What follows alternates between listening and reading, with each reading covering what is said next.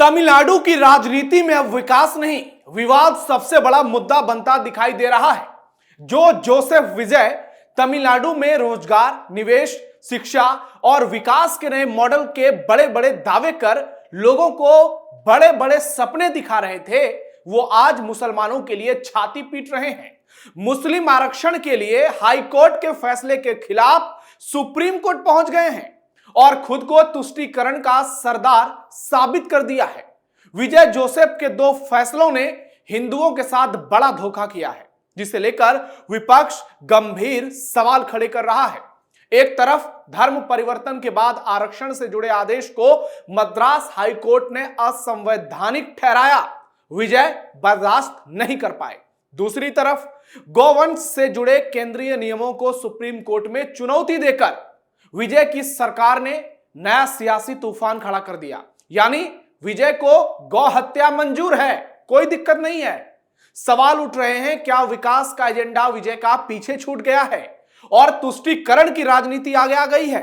और यही विजय जोसेफ की पॉलिटिक्स का और तमिलनाडु की राजनीति का सबसे बड़ा टर्निंग पॉइंट साबित होगा। नमस्कार, टर्निंग पॉइंट देख रहे हैं आप, मैं हूं नवेंदु और आज के इस वीडियो में पोल खोलूंगा तमिलनाडु के सीएम जोसेफ विजय की, विजय के फैसलों की, विजय के विचारधाराओं की और विजय की सोच की जो हिंदुओं के खिलाफ है। तमिलनाडु में हिंदुओं का खुलेआम अपमान। तमिलनाडु में आरक्षण को लेकर एक नया विवाद शुरू हो गया है, क्योंकि सीएम जोसेफ विजय की सरकार मद्रास हाईकोर्ट के फैसले के खिलाफ सुप्रीम कोर्ट पहुंच गई है। दरअसल 2024 में तमिलनाडु की स्टालिन सरकार ने एक ऑर्डर जारी किया था। इस ऑर्डर में कहा गया था कि अगर कोई व्यक्ति पिछड़ा वर्ग, अति पिछड़ा वर्ग, अधिसूचित समुदाय या फिर अनुसूचित जाति से है और बाद में इस्लाम धर्म अपना लेता है तो उसे पिछड़ा वर्ग मुस्लिम यानी ओबीसी मुसलमान के तौर पर सामुदायिक प्रमाण पत्र दिया जाएगा। इसके आधार पर कई लोगों को प्रमाण पत्र दे भी दिए गए, लेकिन मद्रास हाईकोर्ट ने इस फैसले को रद्द कर दिया। कोर्ट ने साफ साफ कह दिया कि सिर्फ धर्म बदल लेने से किसी व्यक्ति को आरक्षण का अधिकार नहीं मिल सकता। कोर्ट के मुताबिक कोई भी व्यक्ति इस्लाम अपना सकता है और वो मुस्लिम माना जाएगा, लेकिन केवल धर्म परिवर्तन के आधार पर उसे पिछड़ा वर्ग का आरक्षण नहीं दिया जा सकता। कोर्ट ने कहा कि सरकार का आदेश संविधान और पहले के न्यायिक फैसलों के खिलाफ है। अब विजय की सरकार इसी फैसले को सुप्रीम कोर्ट में चुनौती दे रही है। सरकार का कहना है कि उसका फैसला सामाजिक न्याय की भावना से लिया गया था। तो हम पूछना चाहते हैं, अरे विजय बाबू, हिंदुओं के लिए आपकी भावना कहां गई? मर गई क्या? मद्रास हाईकोर्ट ने भी अपने फैसले में साफ कर दिया था कि इस्लाम धर्म अपना लेने वाला व्यक्ति पिछड़े वर्ग के तहत मिलने वाले आरक्षण के लाभ का हकदार ही नहीं है। मद्रास हाईकोर्ट ने इसको लेकर तमिलनाडु सरकार के 2024 के फैसले को ही पूरी तरह से असंवैधानिक घोषित कर दिया था। तमिलनाडु में विपक्ष का आरोप है, यानी एआईडीएमके और बीजेपी का, कि विजय की सरकार धर्म के आधार पर आरक्षण देने की कोशिश में लगी हुई है, यानी तुष्टीकरण की राजनीति। यानी अब यह मामला सिर्फ कोर्ट तक सीमित नहीं है, बल्कि तमिलनाडु की सियासत में भी बड़ा मुद्दा बन गया है। अब सबकी नजर सुप्रीम कोर्ट के फैसले पर रहेगी।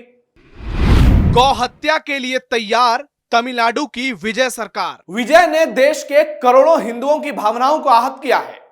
एक तरफ योगी आदित्यनाथ जैसे नेता है हमारे देश में और दूसरी तरफ ये विजय का गैंग। क्योंकि मुसलमान आरक्षण के अलावा तमिलनाडु की विजय सरकार का एक और फैसला विवादों में आया है। सरकार ने सुप्रीम कोर्ट में एक याचिका दाखिल की है, जिसमें उन केंद्रीय नियमों को चुनौती दी गई है जो गौ हत्या के खिलाफ है।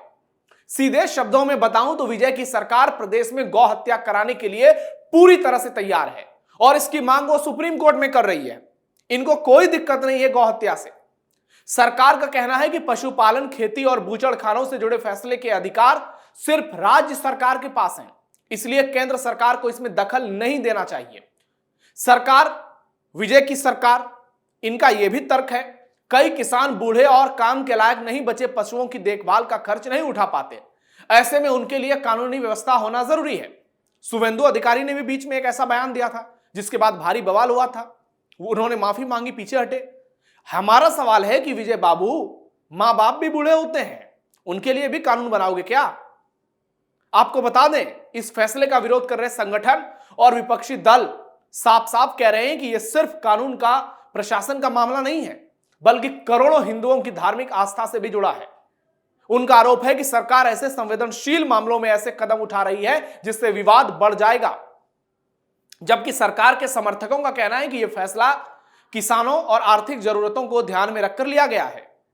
यह बात तो सही है कि हिंदुओं की भावनाओं कितनी उनके लिए इंपॉर्टेंट है, ये दूसरे धर्म वाले कैसे तय कर पाएंगे। और विजय तो खुद क्रिश्चियन है और उन पर आरोप लगते हैं कि वो हिंदू विरोधी हैं। विरोधियों का कहना है कि इससे परंपराओं और सांस्कृतिक भावनाओं को ठेस पहुंचती है। यानी एक तरफ मुस्लिम आरक्षण का मामला और दूसरी तरफ गौ हत्या से जुड़ा विवाद, इन दोनों मुद्दों ने तमिलनाडु की राजनीति को पूरी तरह से गरमा दिया है। अब इन मामलों पर कानूनी लड़ाई के साथ साथ राजनीतिक घमासान भी तेज होने की संभावना है और अगले कुछ दिनों में पूरे देश में यह मुद्दा उठेगा, क्योंकि यूपी चुनाव सामने है। भारत में धर्म के आधार पर नहीं मिलेगा आरक्षण। आपको बता दें कि भारतीय संविधान में किसी धर्म के आधार पर आरक्षण देने का कोई प्रावधान नहीं है। संविधान में आरक्षण का आधार सामाजिक और शैक्षणिक पिछड़ापन, अनुसूचित जाति और अनुसूचित जनजाति जैसी श्रेणियों में है, ना कि किसी व्यक्ति का धर्म। यही कारण है कि कोर्ट भी समय समय पर यह कह चुकी है कि केवल धर्म परिवर्तन या किसी विशेष धर्म से जुड़े होने के आधार पर आरक्षण का दावा नहीं किया जा सकता। ये लब जिहाद करवाने वाले लोग आजकल आरक्षण के लाभ के लिए मचल रहे हैं, लेकिन सुप्रीम कोर्ट का भी फैसला कुछ ही दिन पहले आया था कि आप सोचोगे कि मुसलमान लड़की को हिंदू बना दें, हिंदू को मुसलमान बना दें और उसके बाद इधर उधर का खेल करके आरक्षण का लाभ ले लें, तो वो संभव नहीं है। हाल के चुनाव में देश के प्रधानमंत्री नरेंद्र मोदी ने कई रैलियों में कहा था कि संविधान धर्म के आधार पर आरक्षण की इजाजत नहीं देता और उनकी सरकार धर्म आधारित आरक्षण का विरोध करती है। वहीं इस मुद्दे पर कांग्रेस खूब छाती पीट रही है और मुस्लिम आरक्षण का वकालत करती है।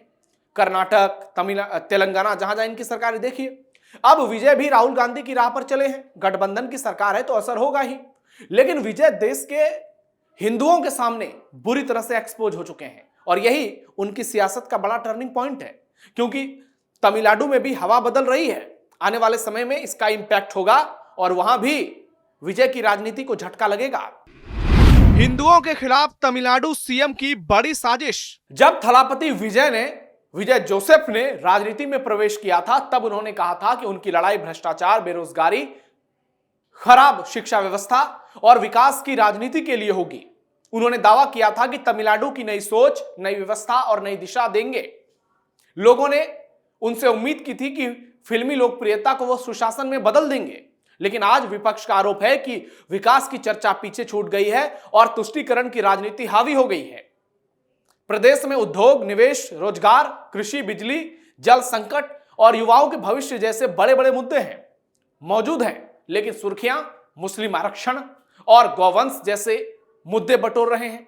ऐसे में यदि सरकार बार बार ऐसे फैसले लेती है जिनसे धार्मिक और सामाजिक भावनाएं आहत होती हैं, तो निश्चित तौर पर यह समझा जा सकता है कि सरकार अपने मूल एजेंडे से बिखर चुकी है, पटरी से उतर चुकी है, भटक चुकी है।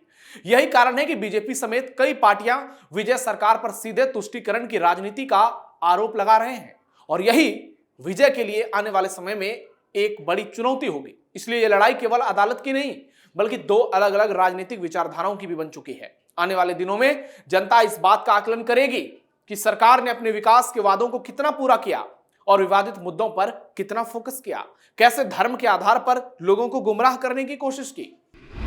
सनातन विरोध की राजनीति सीएम विजय पर पड़ेगी भारी। तमिलनाडु की राजनीति में इन दोनों मामलों का असर दूर तक जाएगा।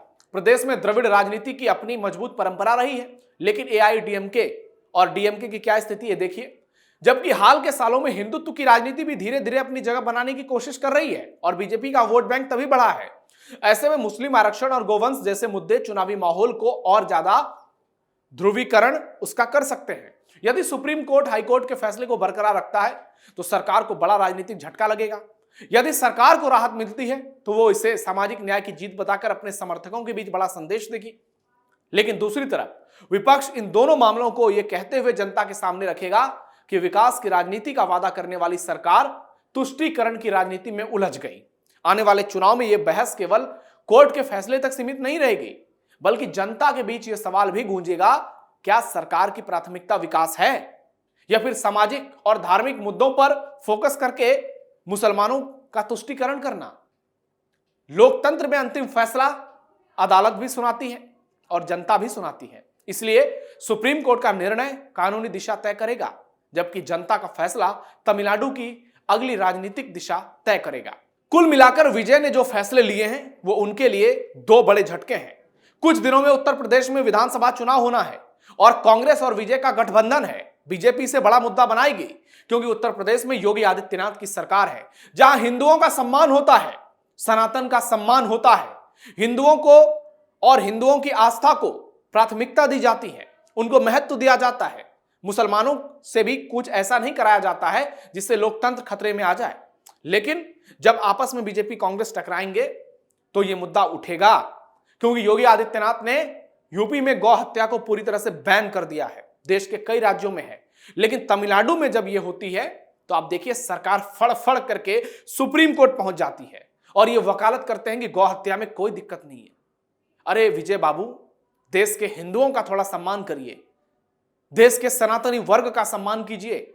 गौ माता हिंदुओं के लिए केवल आस्था का विषय नहीं है, आस्था से बढ़कर उनकी भावनाओं से जुड़े हैं, जो भावना लोगों को आस्था के लिए प्रेरित करती है। और गौ माता के लिए ही आज पूरे देश में लोग आवाज उठाते हैं। शंकराचार्य अभिमुक्तेश्वरानंद भी लड़ रहे हैं सरकार से, और योगी आदित्यनाथ, नरेंद्र मोदी और कई ऐसे नेता हैं जो इसको लेकर सीधे तौर पर गौहत्या को अपराध बताते हैं। लेकिन आज देश में ऐसे भी लोग हैं जो चाहते हैं गौहत्या हो। ऐसे में विजय की राजनीति तमिलनाडु में आगे जाएगी तो मुश्किल में फंसेगी, और यही तमिलनाडु में बीजेपी की वापसी का सबसे बड़ा टर्निंग पॉइंट होगा। आपकी राय क्या है कमेंट बॉक्स में बताइए। हमारे वीडियो को लाइक शेयर कीजिए। फिलहाल के लिए इतना ही, धन्यवाद।